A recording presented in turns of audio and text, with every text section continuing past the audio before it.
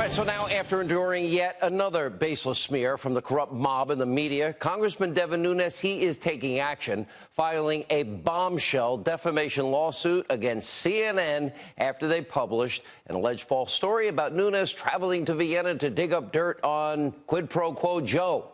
Now, today's filing is explosive and exposes just how wrong CNN got this and just how low they will sink to try and smear a duly elected member of Congress.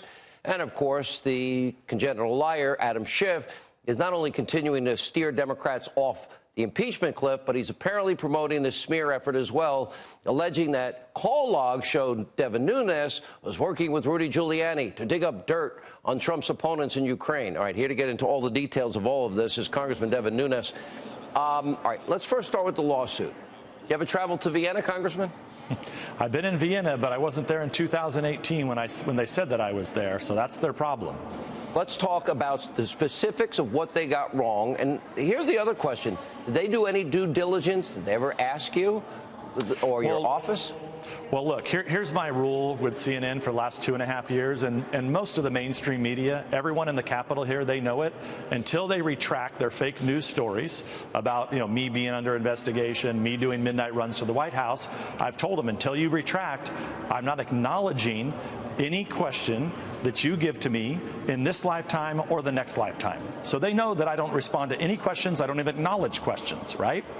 But when they said that I was in Vienna, I was actually in Benghazi. I was the first member of Congress to be back in Benghazi since after the attacks, meeting with General Haftar.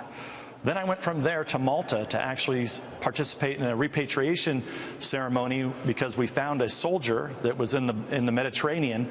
We had the remains of the soldier so that he could be loaded back up on a plane and shipped back to the United States.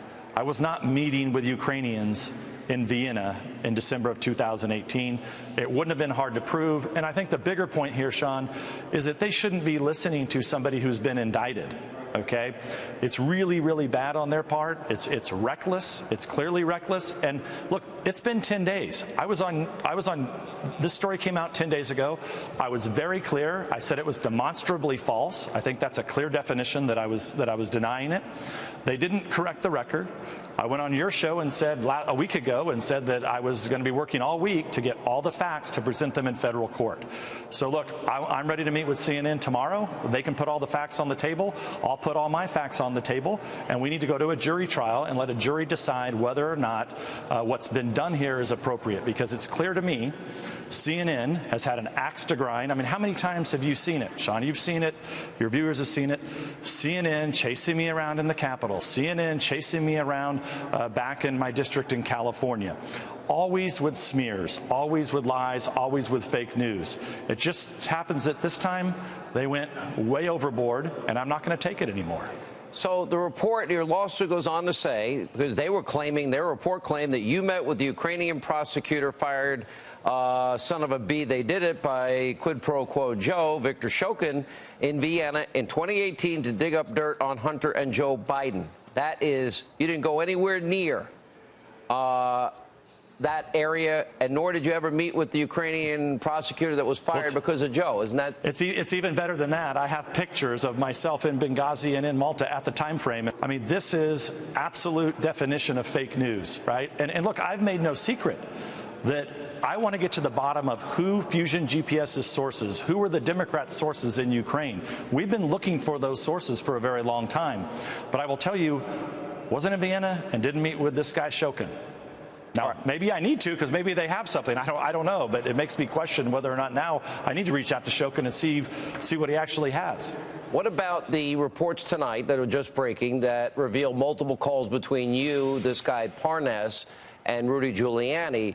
My sources are telling me that 3 of the 4 so-called calls were apparently to just Giuliani and maybe on Parnas's phone in under a minute. Is that true?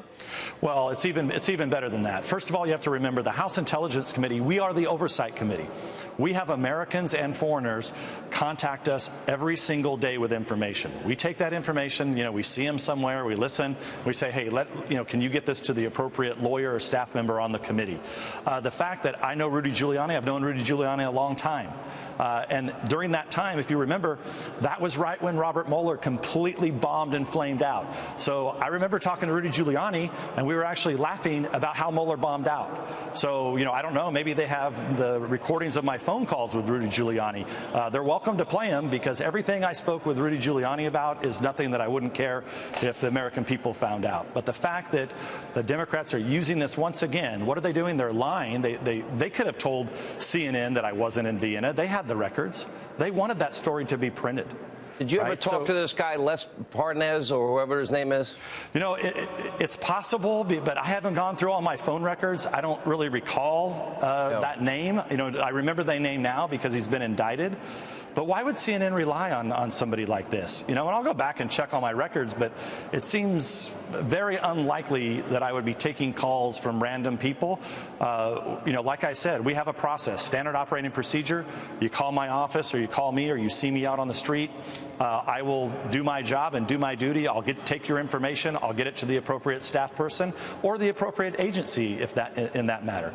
And I will tell you this, that anything that we have from Parnas and his lawyers, whatever game they're up to, we're going to work directly with the Justice Department to make sure that these guys aren't just trying to obstruct justice, to obstruct our congressional investigation, or to lie to Congress. I can guarantee you that. I don't know what these guys are up to, but the long arm of the law is going to catch them. Congressman, good luck in your lawsuit. I think you have a strong case. I've read it. We appreciate you giving your interview here tonight.